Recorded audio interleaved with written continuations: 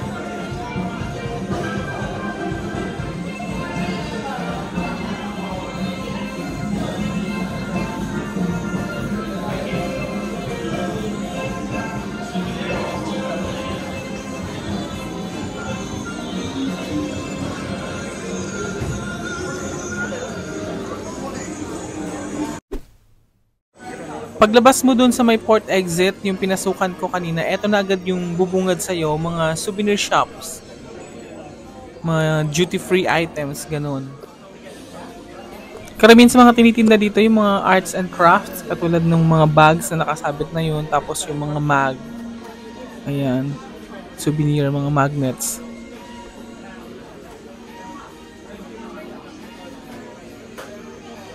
Yung currency na US dollars is widely accepted dito sa Caribbean Islands, dito din sa Grenada. Kaya ang the best tips dito kapag bibili ka sa Caribbean, kailangan yung pera mo barya-barya lang, yung mga tagwa $1, tag ganon, $5, $10. Kasi kapag nagbayad ka ng buo, yung isusukli sa'yo is currency nila, yung tinatawag na Caribbean dollars. Eh hindi naman yung tinatanggap sa atin sa Pilipinas.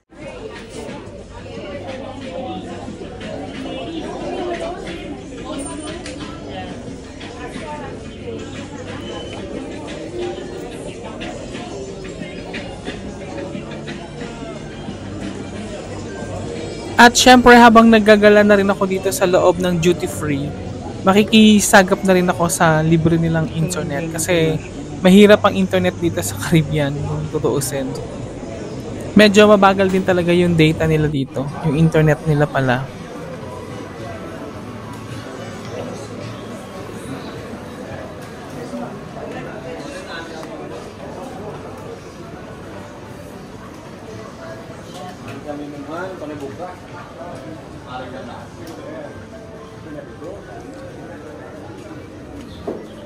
Karamihan sa mga Filipino crew dito, kung hindi sila makiki-wifi lang dito sa terminal at uupo, tatawag sa family nila sa Pilipinas. Yung iba naman dito nagsha-shopping kasi medyo mura yung mga duty-free items dito katulad ng ibang mga pabango. Kagaya kanina, narinig ko na bibilhan nung isang crew yung asawa niya ng pabango na Victoria's Secret kasi may mga discounts din kasi yung ibang items dito.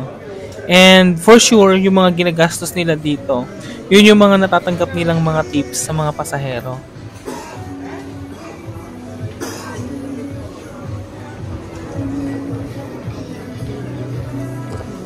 So ako naman ngayon, ikot-ikot lang and then naghahanap lang ng mga mabibiling souvenirs. Kasi wala naman tayong budget for shoppings, kaya souvenirs lang tayo and ikot-ikot lang talaga. Morning, morning.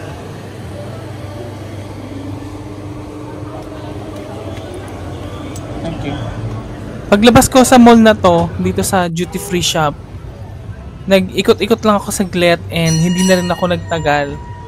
Kasi may duty pa ako mamaya and kailangan ko pang bumalik ng maaga for tea time duty. Dito kasi sa Caribbean, ang mga main attractions din talaga dito, yung mga beach. Ay, ang kaso dapat magsuswimming ako ngayon. Wala naman akong kasama and hindi ko alam kung paano mag-taxi papunta dun sa pinakamalapit na beach. Ito lang din talaga yung mahirap sa part na to yung lalabas ka ng mag-isa tapos gusto mo pumunta ng medyo malayo pero hindi ka makapag-decide kasi mag-isa ka lang. Kaya andito, ikot-ikot ka lang kung saan ka lang ang mapadpad tapos babalik ka na rin kasi iniisip mo na may duty ka pa mamaya.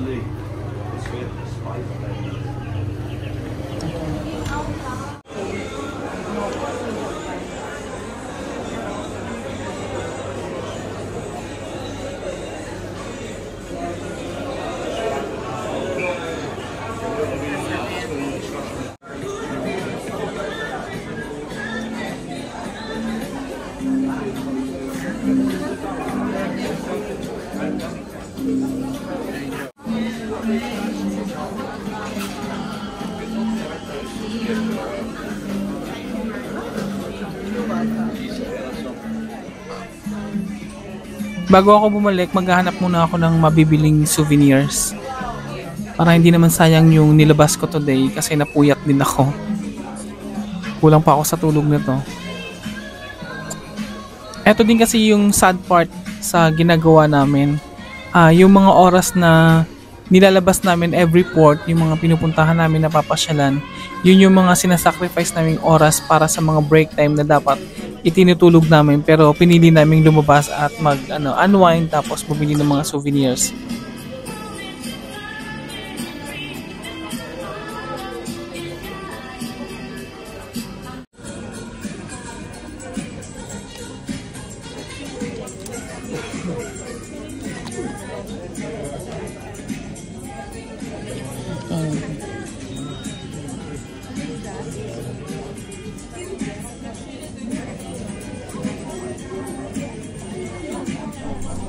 At dahil medyo malilate na ako, yung nabili kong souvenir ito, sando, tapos fridge magnets.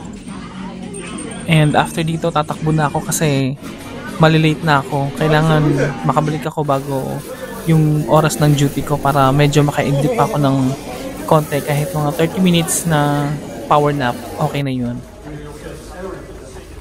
Ay paglabas ko, nawala na yung bandang nagtutugtog dito. And magpipicture sana ako dyan sa nakalagay na Grenada tapos background yung dalawang barko. Kaso hindi rin ako makasingit kasi ang dami nagpipicture and mag-isa lang ako. Nahiya naman akong makipapicture sa kanila kaya next time na lang siguro. So hanggang dito na lang ulit itong ating for today's video na wala naman tayong napuntahan. And thank you so much for watching. Bye!